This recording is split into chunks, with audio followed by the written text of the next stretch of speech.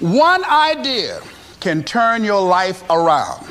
Deciding that you're going to focus to develop your skills. The guy was the new owner of a baseball team that was in the basement of the league when he took it over. He went to the pitcher and he said, "What is your best throw?" And he said, "Well, I got a good curveball and I've got a good fastball." And he went on talking about his different throws. He said, "But tell me this, what is your best throw?" He thought for a moment. He said, "I've got a good fastball." He said, "That's all I want you to work on. Nothing else. Just develop your fastball." The next year, they went to the World Series. Most people don't know where their fastball is. Most people go through life never discovering what their talents are. Most people never develop their talents. They have skills and abilities, but if you don't nurture them, if you don't develop them, they will never serve you. Your gifts can take you many places if you develop your gifts. Most of us don't like to do those things that come easy to us. I've always loved to talk to people. I decided, taking this advice, to develop my skills as a speaker. And my gift has developed and it's taken me many places. You have something that you brought to the universe, and that if you decide that my life deserves my developing this, what I do well, and becoming the best at it, and mastering myself, and seeing what I have within me, if you decide to drop your buckets where you are and develop your gifts, I grant you, you'll never ever be without. I grant you that your gifts will take you places that will literally amaze you. I grant you that if you begin to work to develop your gifts, you'll develop a strong sense of happiness. You'll get a larger vision of yourself, because part of beginning to get a larger vision of yourself, all of us need some area of our lives where we can have a feeling of competence. That people know when they think about this area, that's something you do. That you eat and sleep that. And that you do that. You do that. So you've got to work on it. Has anybody ever seen something for you that you didn't see it for yourself? I didn't see that for myself. Maybe that's why my favorite book says, "Eye has not seen, ear has not heard, nor has entered the heart of mankind what God has in store for you." Because of what he saw in me, he inspired me. He gave me a vision of myself beyond my circumstances, beyond my mental conditioning, and beyond the job where I was, because I thought I was just a disc jockey. I love that. I master a microphone. You drop me in any city, I can master a microphone. I can turn a city upside down with a microphone. But I had more in me than I was expressing, and I did not know it. And because of his encouragement, I became a community activist. Because of his encouragement, I started doing a talk show called Voice of the People. Because of his encouragement, when I got out of radio, I ran for the Ohio legislature and I was elected. And because of his encouragement, I passed 14 bills my first term. Because of his encouragement, I was elected 3 times and became the chairman of the Human Resource Committee. Because of his encouragement, I became a public speaker. Because of his encouragement, I became an author. Because of his encouragement, I did a show for King World called The Les Brown Show, and they paid me $5 million, $2 million not to speak. Because of his encouragement, I produced specials for PBS, public television. They said, "You couldn't do that. You don't have a college education. It's educational television." Because of his encouragement, I did so many things I had absolutely no idea that I could do. I encourage you to live full and to die empty. There's more in you right now than just working on a job where they pay you just enough to keep you from quitting, and you work just hard enough to keep from getting fired. And when you make the decision and identify that key area of your life that you need to make a radical change, things will begin to open up for you. Now, here's the other thing that's very important. Once you identify your goal, I want you to get, if possible, a visual picture of your goal. My major goal was to buy my mother a home. I got the picture of the home with a 12-foot swimming pool and a basketball court on a golf course. I bought that home for my mother. It cost just over $400,000, 10,000 square feet. I had a picture long before I had the money and the down payment to get it. My goal was to be known nationally and internationally as a speaker. I had that goal. I had a card that I had on one side, asking and shall be given, seeking ye shall find, knocking and shall be opened. On the other side I had, I'm the world's #1 orator. I produced that result in my life. I had a goal of becoming a talk show host. I used to watch Phil Donahue, and I put my picture on the screen of the television. As I listened to the program, I visualized myself there, and I was called by King World Production, and I had my own talk show.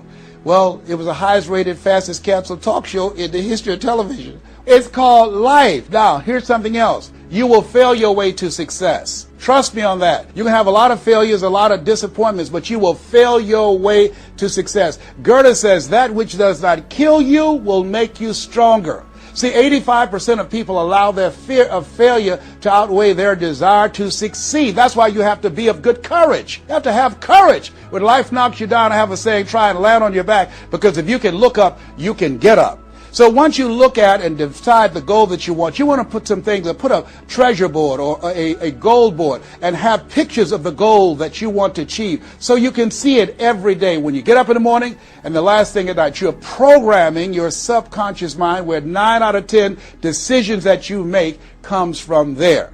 I used to do door-to-door sales, and I was working with another friend of mine, and door-to-door sales, I mean, it's punishing. It's cruel and unusual punishment. And I was a little boy knocking on the door.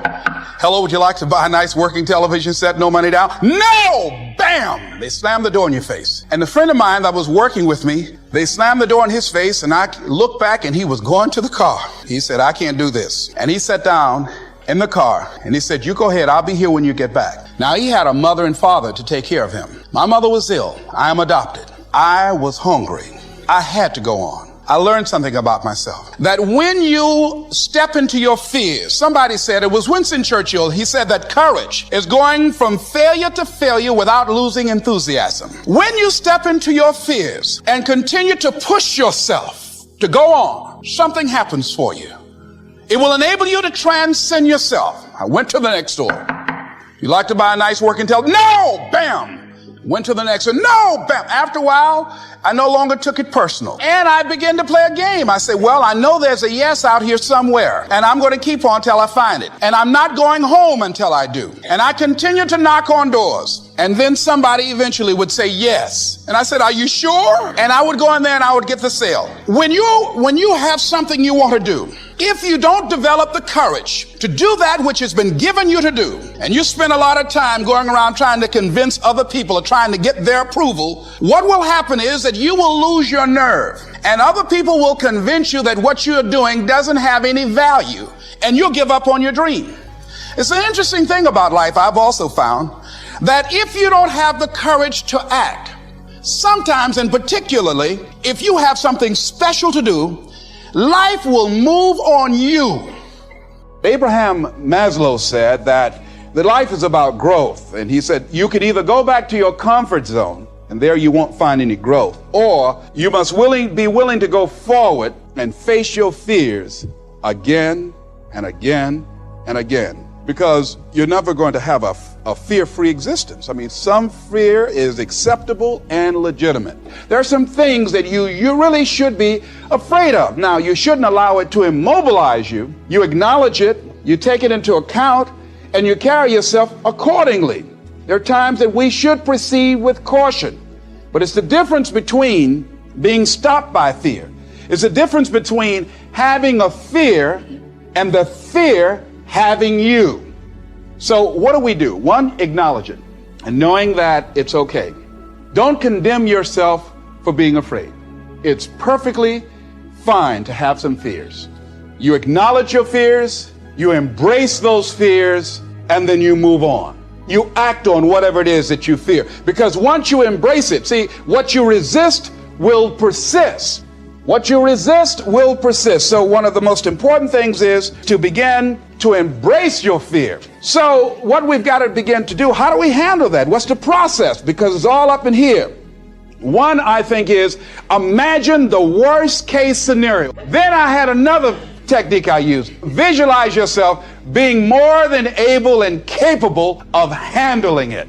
I used to have a tremendous inferiority complex about speaking before people that I felt who had more going for them than I did. Because I'm not college trained, I used to feel that college people were the most intelligent people on the planet. And there was nothing I had to say for them. And what will they listen to me for? That's the way I felt. And so I had to visualize myself speaking before them, speaking before various audiences that had more going for them than I did, and realize and appreciate my own value and that I was a worthwhile person, even though I didn't have all going for me. I didn't have the money, I didn't have the education that they had. So part of the process is seeing yourself being worthy, being capable, having what you need to make you a worthwhile person, and that you're more than able, and that you deserve to be listened to, or you deserve to have that dream and that passion and whatever it is that you see and envision there. You've got to see it in your mind's eye and know that you've got what it takes. So deciding as you look at your life, as you look into the future and say, what fears am I holding on to? What fears that I'm allowing to imprison me, that's keeping me from breaking out, that's keeping me from living up to my true potential, that's keeping me from really being happy, that's keeping me from having a sense of adventure and excitement in my life? What's keeping me from controlling my destiny? What fears that I'm giving that permission to? Notice what I said, that we must give our permission to fear to immobilize us. Because whatever discomfort you experience, whatever challenges or difficulty that it is, you got to handle it. You got to go up in there and wrestle with it. Will it be easy? No. Will it be challenging? Yes. The next piece is that you accept yourself, then you accept the fear as a fact and not a force. See, when you accept yourself, and you accept fear as a fact, that means that it's something that happens. It's something that you're going to experience, but it is not a force to hold you back. It doesn't have any special power other than that you give it. So you accept the fact that you are afraid, and then you move on anyhow. You move on past it, and you do whatever you've got to do. See, when you are not filling your life with the things that you are capable of doing, see, we all have some stuff that we've been given. And I don't think that it's optional for us to sit on what we have. See, if you're sitting on what you have, what you've been given, and I think everybody's been given something to bring to the planet, that only you can do that, only you can perform that, only you can initiate that activity. And if you don't do that, if you're not filling in your life with your life work or your mission, then there are gaps in your life. And what we do when we're not living out our true identity, we begin to fill the gaps. We fill the holes with garbage, alcohol, drugs, worry, self-destructive behavior.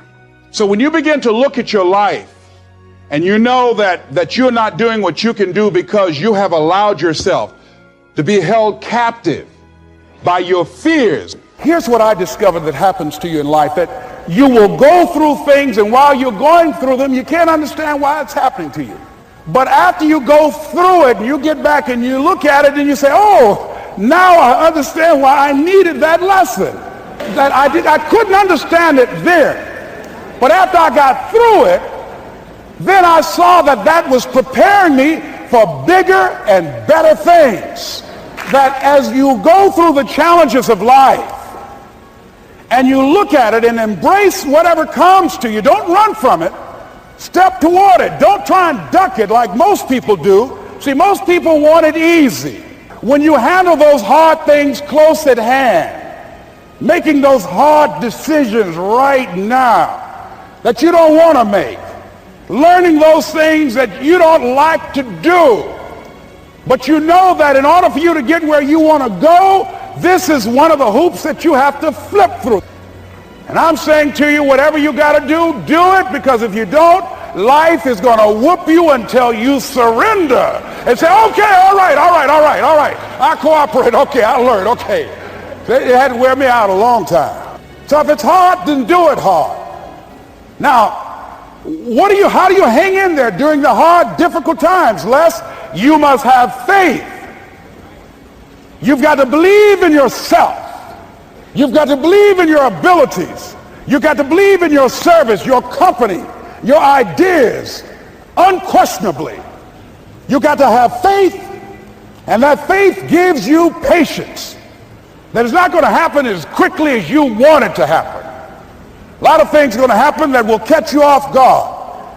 And so therefore you've got to deal with and handle it as it comes. And not only that, but that faith and patience drives you into action. You've got to keep moving and keep plugging away. And some people, ladies and gentlemen, they stop because they don't see instant results. It doesn't happen quickly. They stop. Oh, no. You've got to keep on watering your dream. When you're working at your dream, somebody said the harder the battle, the sweeter the victory. Oh, it's sweet to you. It's good to you. Why? See, when it's hard and there's a struggle, see, what you become in the process is more important than the dream. That's far more important. The kind of person you become, the character that you build, the courage that you develop, the faith that you're manifesting. Oh, it's something that you get up in the morning, you look yourself in the mirror, you're a different kind of person. You walk with a different kind of spirit. And people know that you know what life is, that you have embraced life. You knew it was hard, but you did it hard. For us to begin to look at the future and know that it's possible that we can have our dream. Yes, it is.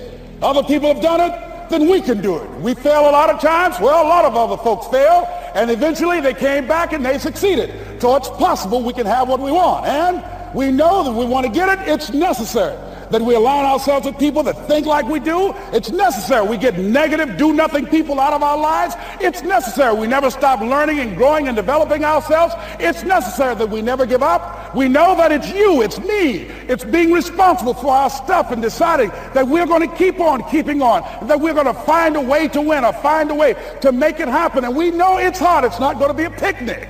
Yes, it's hard, and we will do it hard. And once we do it hard and we go through it, we realize it was worth it. And once you discover it was worth it, it is done. Well, here's what I'm suggesting to you.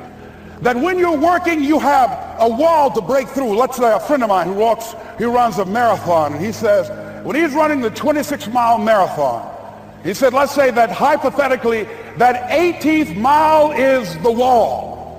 He said, Les, when you get there and you're running, he says, everything in you is telling you to stop, to give up. Every muscle is aching. And you're saying to yourself, I can't do it. I can't do it. And you just keep on and you keep on and you keep on. It seems like you're moving at slow motion. And then eventually when you break through that 18-mile wall, then you know it's like done and you're on automatic and you glide on in and you know it's there. You know you're going to get to the finish line.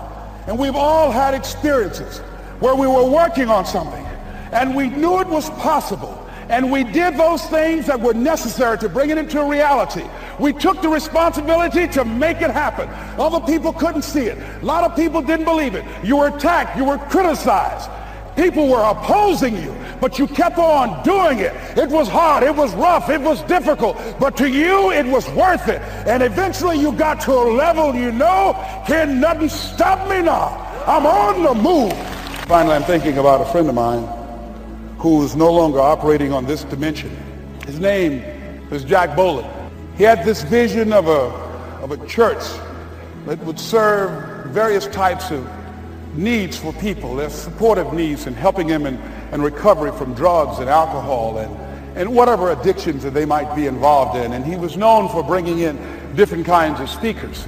And over a year ago, he was diagnosed as having cancer, and he announced to his congregation that he's going to be taking chemotherapy and that it was a possibility that the cancer would go in remission. And he was optimistic about that. And sure enough, it did for a year. And one of the things Jack always talked about is that he wanted to have his funeral while he lived. And so he invited a few friends, Wayne Dyer and myself and a few other speakers. He didn't tell us why we were there, but once we gathered there, the church, they told us in the room that Jack is going to announce to the congregation, he's bringing his doctor up. The doctor is going to say that we felt we could keep it in remission. It's out of remission. And he doesn't have much time left. And whatever words you want to say to Jack that you would say if he had made his transition, speak those words now. Well, we were shocked and we were somewhat stunned until Jack got there. They brought him in a wheelchair, And boy, was he courageous, and he had a strong smile, and they helped him up the steps, and he sat behind the podium. And each of us got up and we said a few things about Jack and the impact that he made on our lives. And he said, the doctor, after announcing that Jack didn't have long, he says, "Doctor," he said, "I accept what you say, but it's possible that does not have to be the case. But if it is, I will enjoy life to the very last breath I take, even the chemotherapy. I will enjoy that." And Jack did, ladies and gentlemen. And when they said that all of his vital organs were failing, they called his family.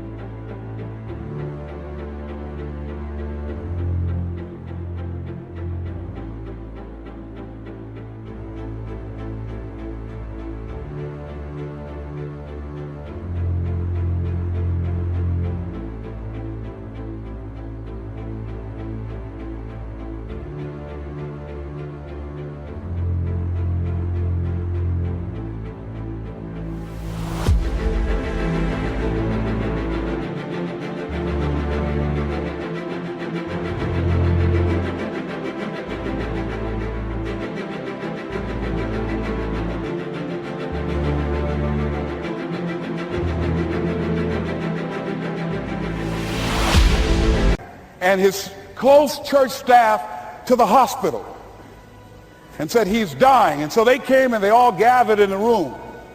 And Jack at that time was unconscious. And he gained consciousness, and he looked at them and he said, with what strength he had, he said, "I want to thank you all for being here. You've been a great staff to me." He looked at his sons, his daughter. He said, "You've been a great family." He said, "Don't feel sorry for me." He said, I'm ready to go. I'm looking forward to the next adventure." And he sat there for a little while, laid there, and he closed his eyes, and he lost consciousness. About an hour and a half later, he opened his eyes, and he looked at them. He said, "This is embarrassing. I'm not dead yet." They were laughing through their tears. He said, "Hey, I hate giving up this kind of control." So they predicted that Jack would die at the end of February. And then on the 2nd, they said, "He won't see the light of day. He will be dead by morning." Ladies and gentlemen, Jack died on March 4th. And we believe that even in his dying, Jack sent his congregation a message that I want to give to you with his permission. March 4th is the day he died, and we believe Jack was saying, "March 4."